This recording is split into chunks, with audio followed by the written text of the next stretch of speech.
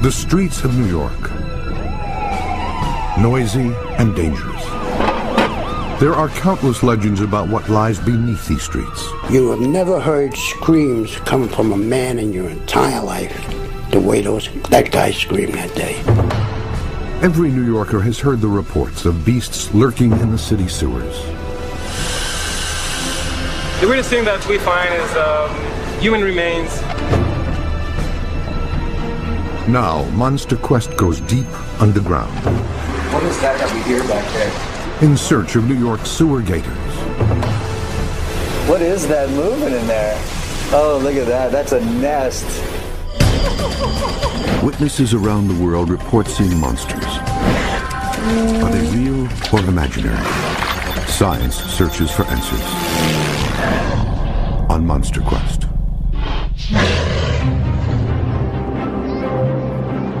It's the biggest city in America, known as the crossroads of the world.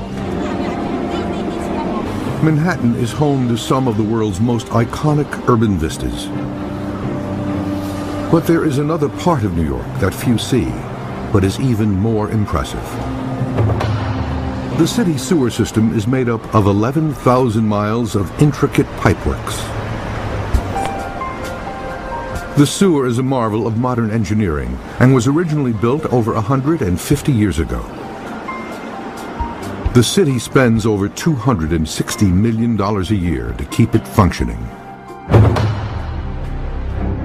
This subterranean world is also the birthplace of urban legends.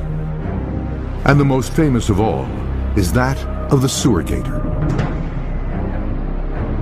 This has been an ongoing phenomena since the 1930s. If you see them in a dead end and you're heading towards a dead end, your best bet is don't go any further.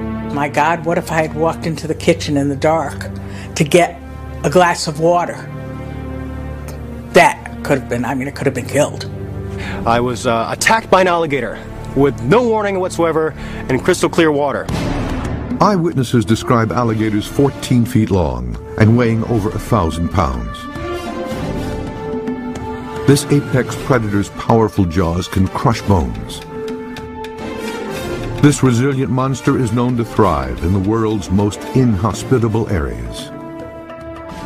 The New York City sewage system, which processes 9 million gallons of waste weekly, would fit that description. Most residents think gators in the sewer system are a myth, but the legend is based on historical facts. Alligators in the sewer is definitely a true story. Cryptozoologist Lauren Coleman has been studying this phenomenon for 25 years. In 1935, for instance, the New York Times published an article, a rather long article, talking about a group of boys who had, with shovels, found that they were able to pull an alligator out of a sewer. 3 Harlem teenagers were shoveling snow into a manhole when one of them saw something large swimming in the waters below. They managed to pull an 8-foot alligator out of the sewer drain using a clothesline. When the animal snapped its huge jaws at them, the frightened boys beat it to death with their shovels. It was not the first gator found in New York. Reports had been coming in for several years, but the 8-foot rogue was the biggest ever recorded at that time. Boss, I'm telling you, there's an alligator down there about 12 foot long. By 1935, the reports to New York Superintendent of Sewers finally reached a level that had to be addressed. Teddy May was the man in charge of the department. His workers were saying they were seeing alligators in the sewers. He didn't believe them. Boss, I hadn't been drinking, I swear to God. There's an alligator out there. He thought they were drinking whiskey and really playing games on it. May decided to check for himself. He wanted to prove that his workers had been up to no good. But when he did find several alligators, he vowed to do something about it. Boys, we're gonna have to do something.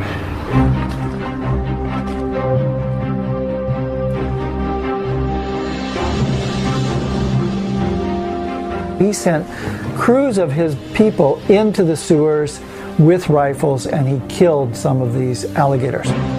Yeah, I told you we'd get him. I told you. Despite May's efforts, the reports of alligators persisted.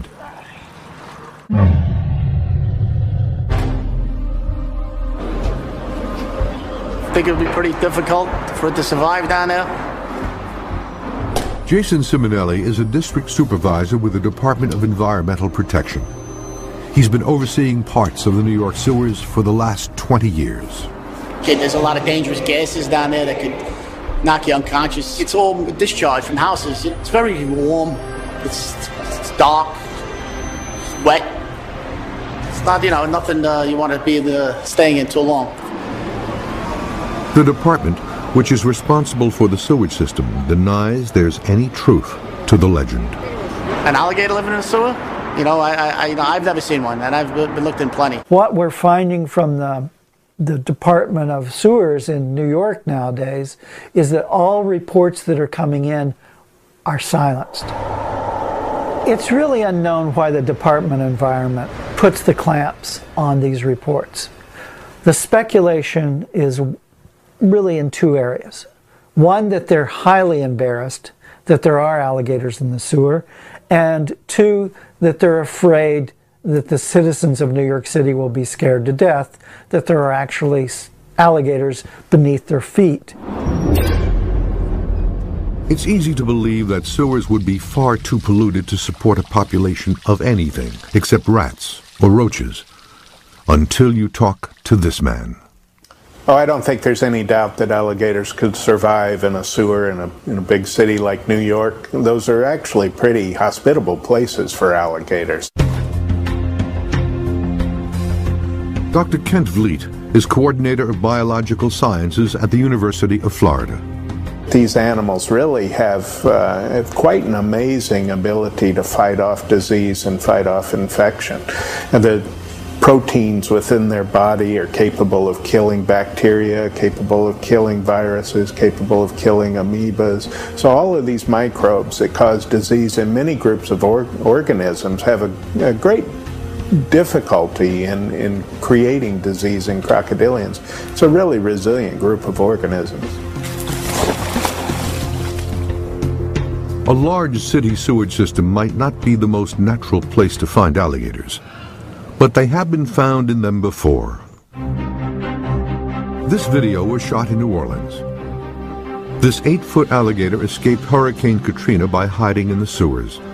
The animal was found by sewer workers several weeks later, in apparent good health. While it is not known how this alligator got into the sewers, this expert is not at all surprised. I've personally have seen alligators survive in really nasty conditions. Dr. Ken Crisco is a herpetologist with the Florida Museum of Natural History. Alligators are quite resilient, and I believe that they can really tolerate quite a bit of different contaminants and different types of environmental conditions.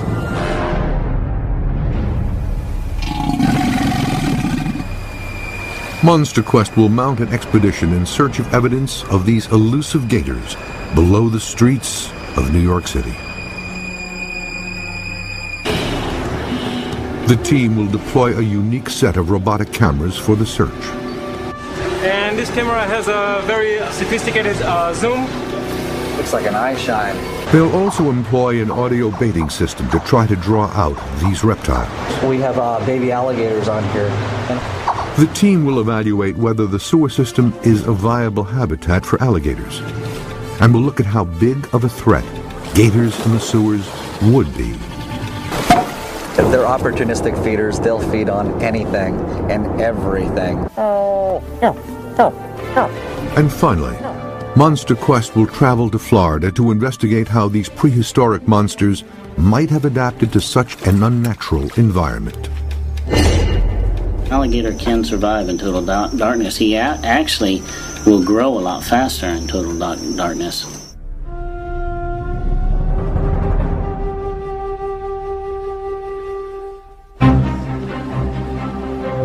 The expedition starts in New York with Dr. Ken Crisco teaming up with an underground expert.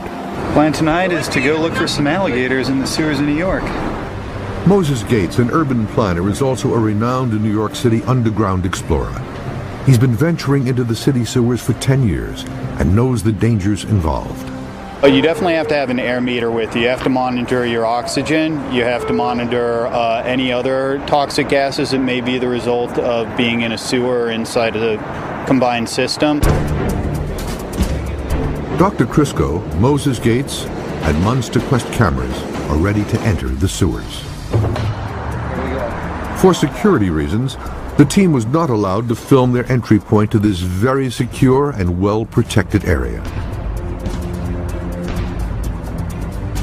I think this is actually a good place to set up this sound recorder.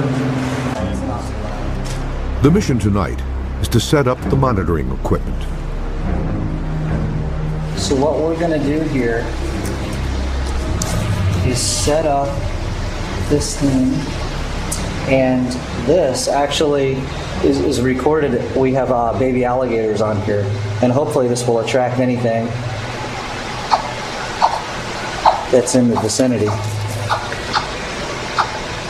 The male alligator is known to eat its young, so they'll be drawn to the quick and easy meal.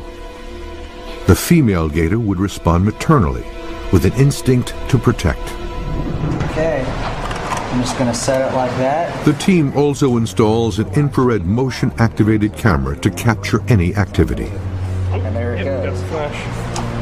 So there you go. Now I'm just going to set it down, and I'm going to face it the other way there. While no alligators have been recovered from the Manhattan sewer system recently, quite a few have been found in and around the Big Apple. Over the last 10 years, we've picked up about 5 to 6 gators each year. That's sort of a spike compared to the previous 5 to 10 years. New York City is sort of like a crossroads of a lot of people, and come from every country on the planet, so we're bound to come across some exotic pets.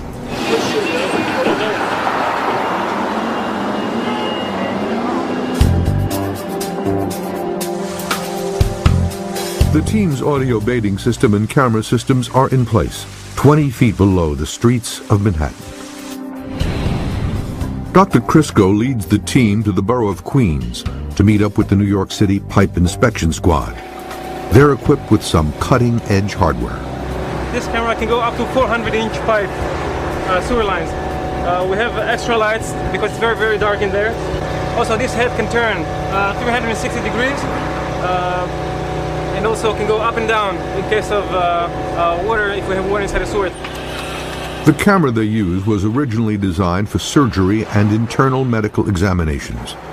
It provides high-quality pictures and can monitor humidity and ambient temperature. The camera is mounted on a remote-operated vehicle called the Mudmaster. With its 8 high-traction wheels, it can get through some of the toughest terrain that the sewers can offer.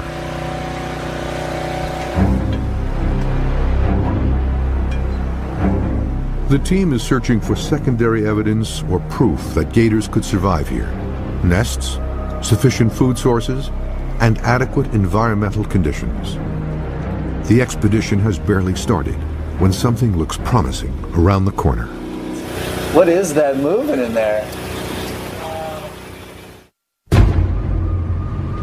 New York City, steeped in legend and myth. For decades, rumors have circulated about alligators living and breeding inside the city sewers. Now, Munster Quest has journeyed to the city that never sleeps to investigate this urban legend. Alligators and their biological ancestors have been around for over 200 million years. They have survived several extinctions and even the last ice age. While gators in New York are thought to be a myth, in Florida they deal with these terrifying beasts regularly. Gators attack an estimated 20 people in the state yearly. I was attacked by an alligator with no warning whatsoever in crystal clear water, and it had come from behind, which was the scariest part. It was 3:30 in the afternoon, pleasant day, one of the busier days in the park, full of people, lifeguards at various stations. Michael Diaz was swimming in a stream just a few blocks from his home outside of Apopka, Florida. And then, without a word of a lie, something came up my back. I felt something punch me in the back of the head.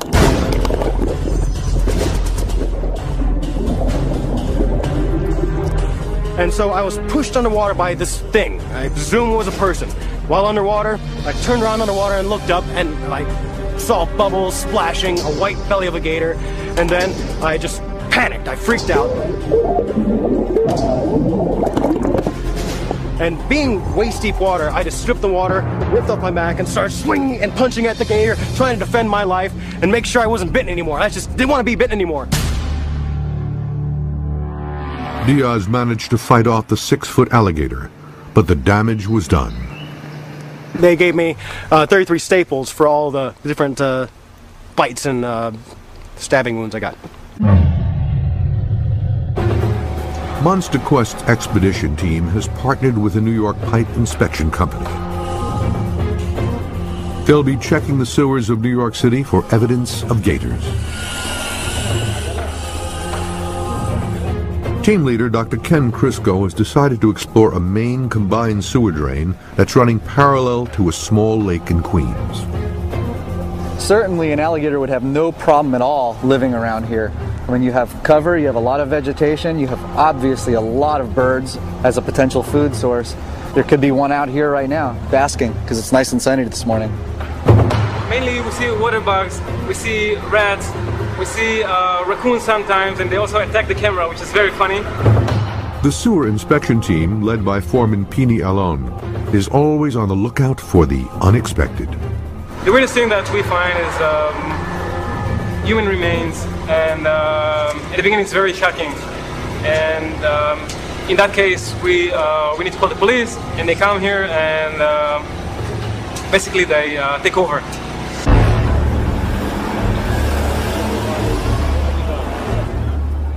The New York sewage system is extremely complex. The city's first underground sewer goes back to the 17th century, when the Dutch built a channel down the middle of Broad Street and decked it over. As the city grew, so did the sewer system. Because they were building like crazy downtown. Frank Desposito spent 50 years working in the sewers. Nobody knows its history better. And those were the worst sewers in the world. In the lower Battery part, there's still wooden sewers down there, right? At least there was when I was there. And we had carpenters that used to go in and repair those sewers. And the oldest sewers in the city are in the lower part of Manhattan. So if you didn't do the job right, those sewers could crumble up on you. And you didn't want that to happen. New York is equipped with a state-of-the-art combined storm sewer system. It contains more than 11,000 miles of pipes and drains that carry over 1 billion gallons of wastewater every day. When New York is flush or turn on a faucet, the water flows through 4-inch pipes that lead to 36-inch main pipes, and these connect to combined sewer and storm drains that flow to treatment plants. If they were placed end-to-end, the pipes and drains would stretch from Times Square to Australia.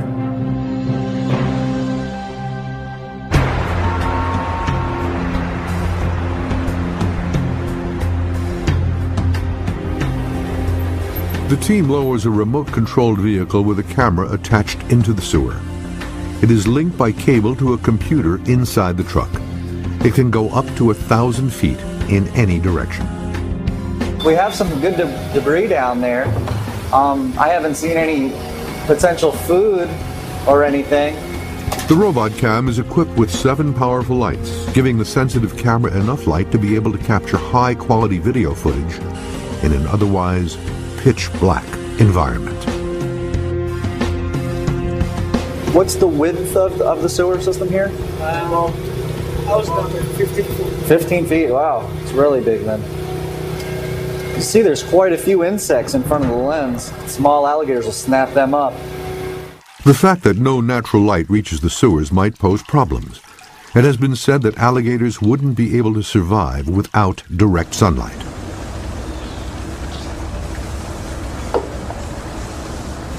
But Dr. Vliet disagrees. Unlike most other reptiles, alligators don't need sunlight for vitamin production, for vitamin D and ultimately E, which is important in reproduction. And so if they're getting those vitamins through their typical food sources, they don't need sunlight. Yes, an alligator can survive in total darkness. He actually will grow a lot faster in total darkness. Rick Kramer and Corey Burlew are state-licensed alligator trappers in West Palm Beach, Florida. The two men estimate they catch over 500 alligators each year. Most of the gators here have lost their natural fear of man and have been declared a threat to humans. This gator has been roaming near this large grocery store, coming closer and closer to the unsuspecting shoppers. This happens frequently when alligators are found in densely populated areas. Kramer and Burlew cast lines over the animal, hook it, and drag it to shore.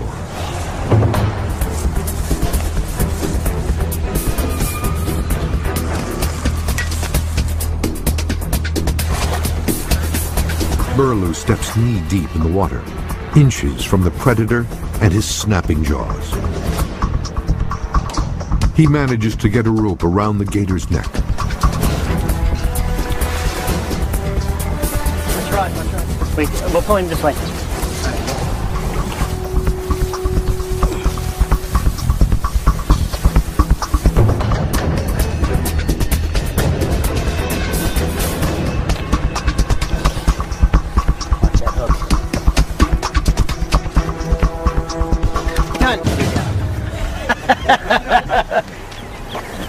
Was that 8 seconds or less?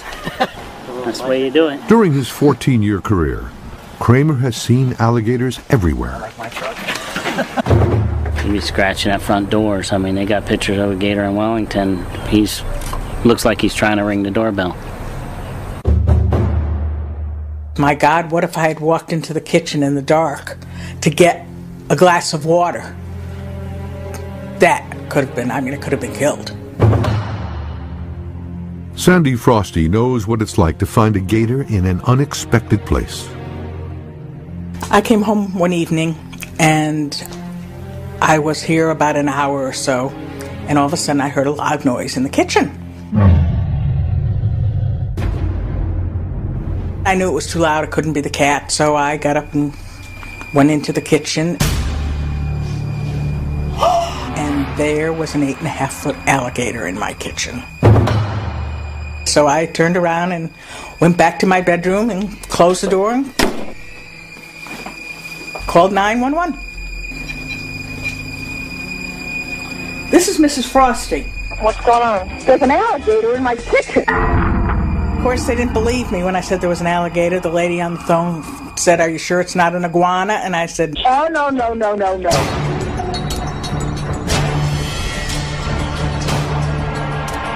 The gator got inside by breaking through a screen door. He was apparently trying to get at Poe, the family cat. Sandy is lucky. A mature alligator this size could easily have killed her. I seen a gator break loose one time, and he was about a 10-foot alligator, and none of his tail touched the ground when he was going after it. And it's enough to scare you, I can tell you that. You don't want something like that coming at you. An alligator at full speed can travel 27 miles per hour. That, combined with an average weight of 450 pounds, makes for a dangerous predator.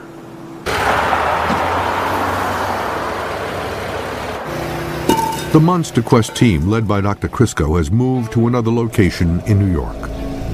Water's flowing much quicker here. They've sent the robot cam into a smaller 36-inch diameter pipe. And it may lead to a dramatic find. Something right there on the right.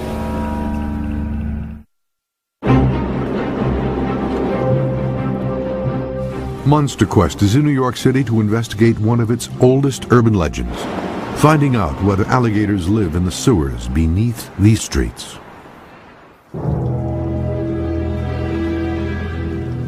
The legend began as fact in 1935 when 3 Harlem teenagers found a gator in the sewer. Ever since, there have been reports of alligators. How old is this one? This animal here probably is about 6 years old or so. And I think he's ready. Some people have suggested that light-deprived sewer gators may have produced a blind albino strand over the years. Albinism is a genetic trait. I don't think there's any biological reason to expect them to turn white in darkness after a few generations.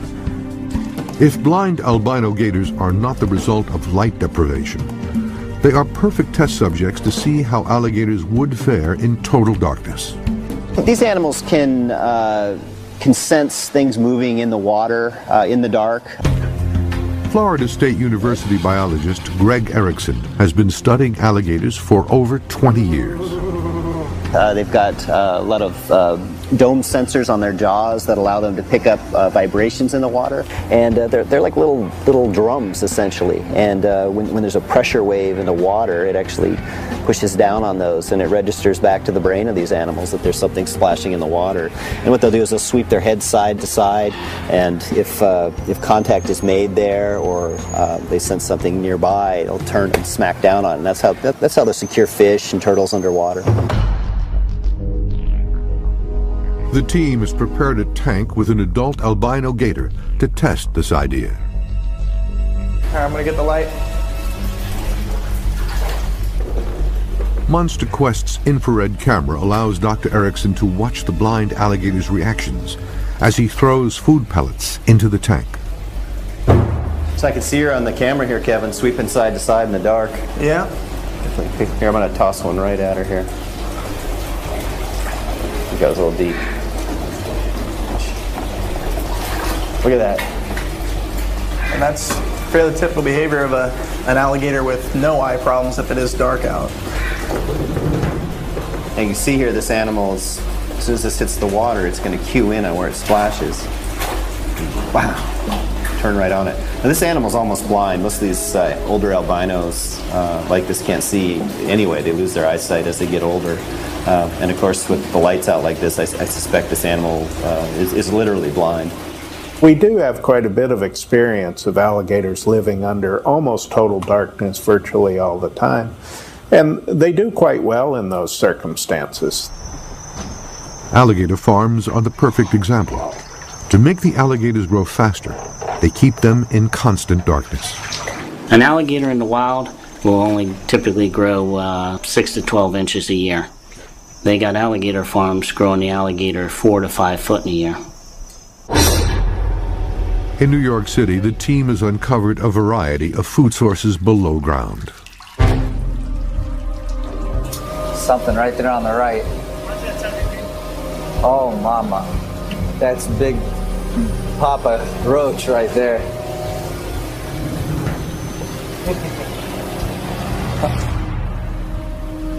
I hate roaches. Probably 2-3 ounces a piece. The alligator, even large alligators will eat insects, especially that large. Looks like there's plenty of them too. And the roaches are not alone. Oh, look, there are worms in there. And those earthworms would be a great food source for alligators. So in this sewer system, we're seeing a lot more potential prey for an alligator for sure. Hungry gators could also rely on the estimated 10 million rats that plague New York City. If you go down to the meat factories where the blood and everything is coming through the sewers, they got rats down there that are monsters. Alligators, pretty much, they're opportunistic feeders. It could be fluttering at the surface of the water, or it could be just sitting there. They'll eat dead things as well. In fact, they'll eat trash, debris. Really, it doesn't matter. While there are evident food sources, there would be other challenges for a gator living under New York City. The borderline of the waterways that they can go into seem to be dictated by freezing conditions. If you have an environment where the water freezes over, that seems to be the limit for these animals. But I don't think these animals could be sustained long term in a New York sewer system. The average winter temperature in New York City is 32 degrees. But underground, it's a whole different world. Most of the time, it's warmer water coming into the sewer system, and then we have Con Edison has steam that dumps their traps. They release steam into the city sewers, which really elevates the temperature. To it's degree-wise, could be pretty hot. You can actually get burned. For alligators to survive long term, they would need an environment that can reach 95 degrees Fahrenheit. I'd like to know what the temperature is as well down in here. It'd be really neat. 69%. Wow, 97. They would thrive. They would do very well in conditions like this. And those conditions can be found year-round in the sewers. In the winter, it was the warmest place in the world. And in the summer, it was the coolest place in the world. So it was fairly good to go down into the system. For a gator population to thrive, they would also need to reproduce. Alligator egg incubation is thermoregulated, meaning eggs kept between 86 and 93 degrees would produce both male and female hatchlings. If it's too cold, the hatchlings would be mostly females. I think the problem with a sewer setting for these animals is that they require the laying of eggs up on land. They'll build vegetative nests with dirt in them, and that's where they'll lay their eggs. I can't imagine you're going to find a similar situation in a sewer. But Dr. Vliet is more optimistic than his colleague.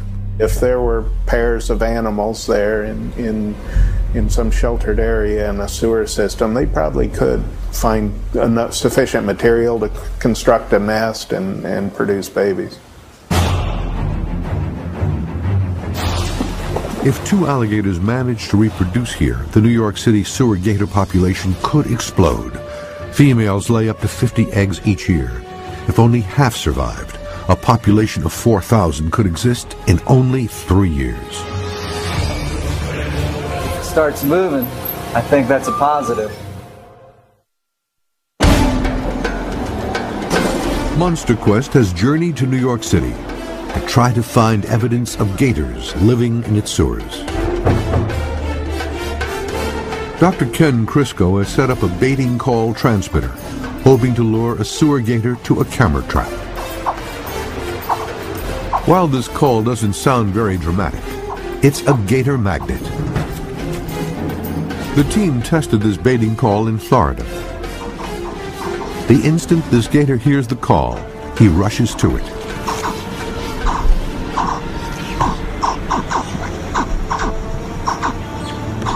As do the biggest of alligators.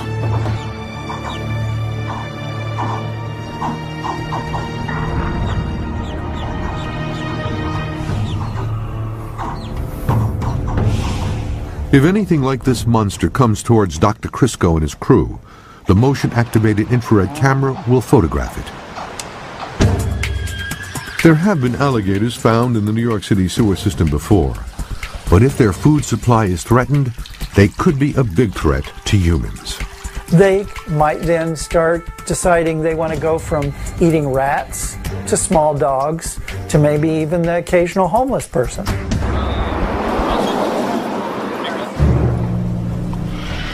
The mature male alligator has the most powerful jaws of any animal on the planet.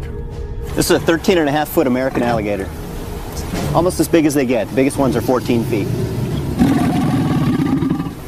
A really large alligator like this can generate bite forces of about 3,000 pounds. So it's like setting a car on top of those jaws. You're trying to bait me, aren't you? Yeah, you are.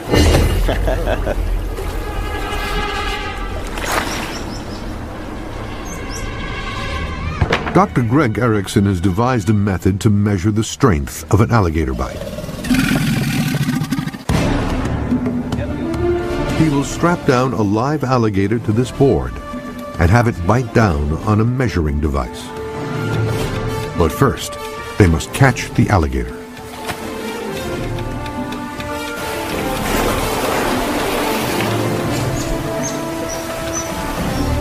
Poke this animal right here.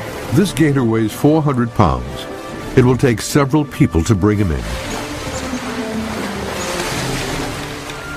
Dr. Erickson's team is trained in handling the gators.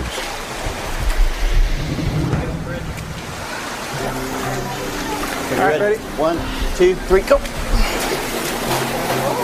With these apex predators, any mistake could be fatal. Dr. Erickson rushes to tie the animal down.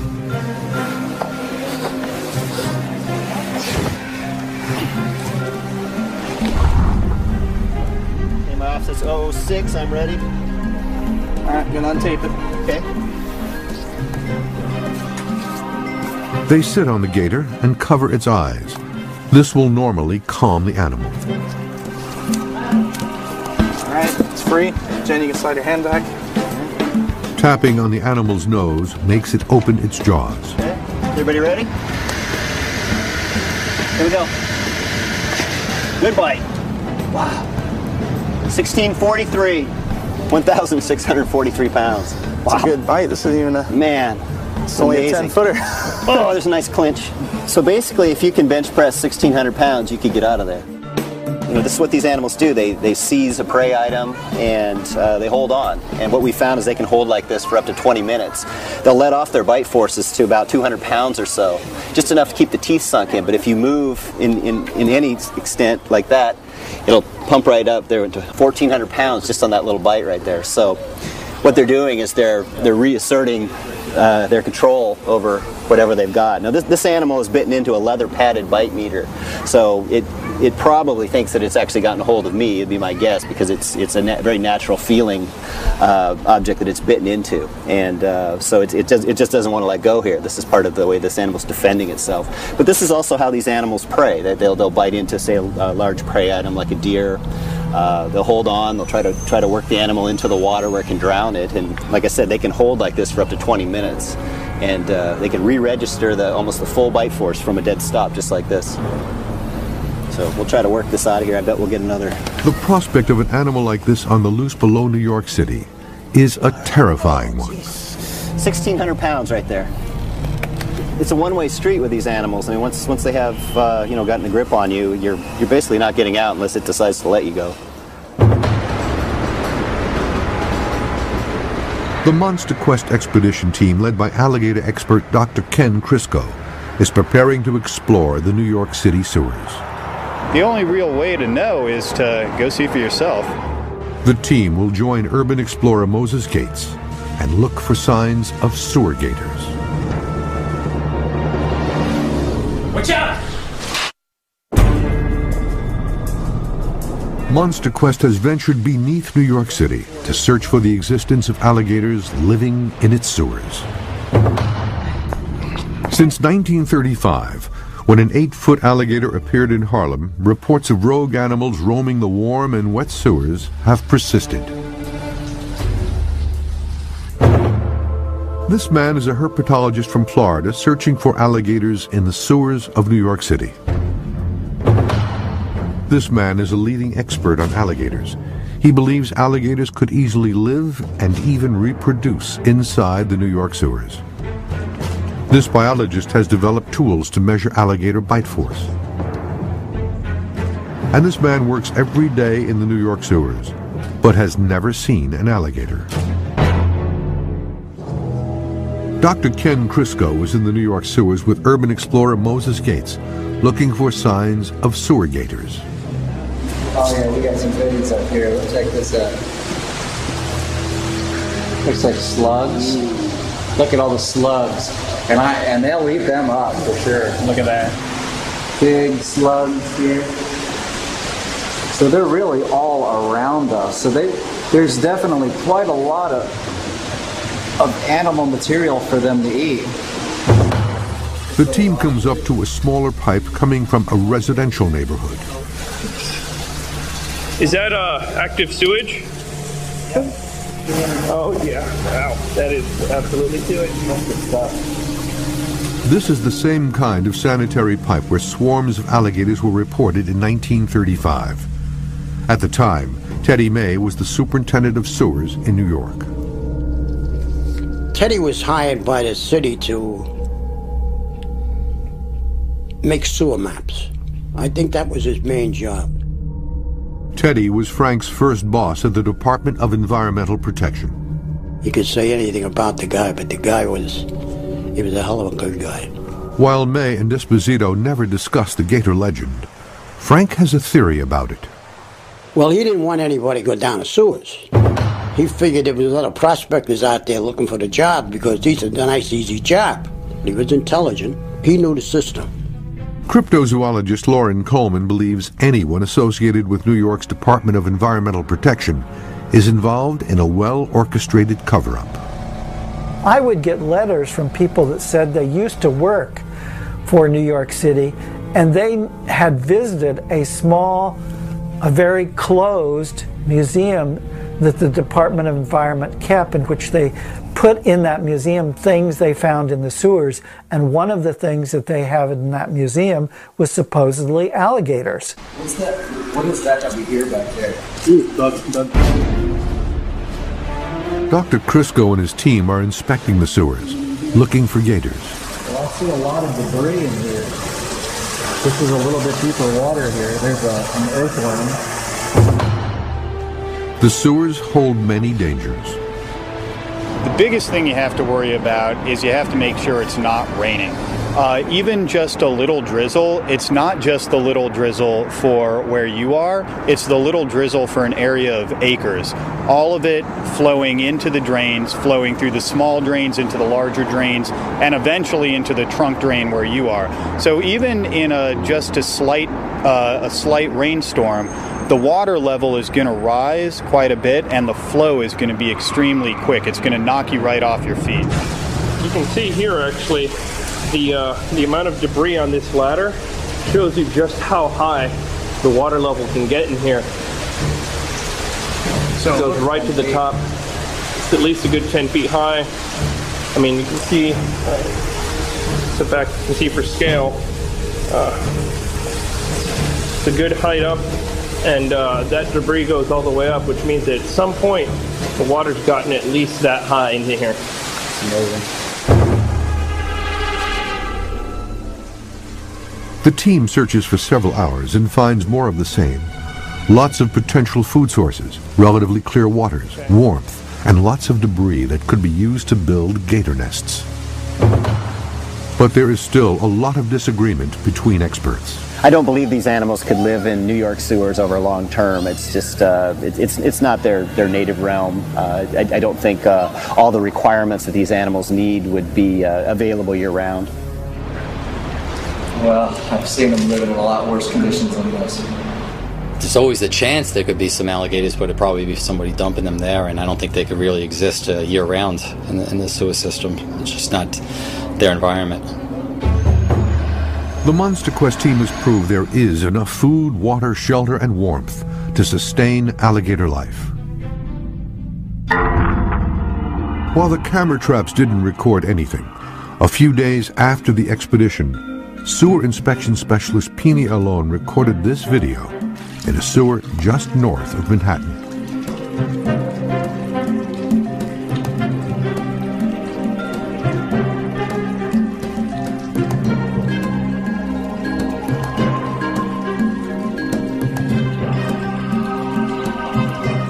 It's a salamander.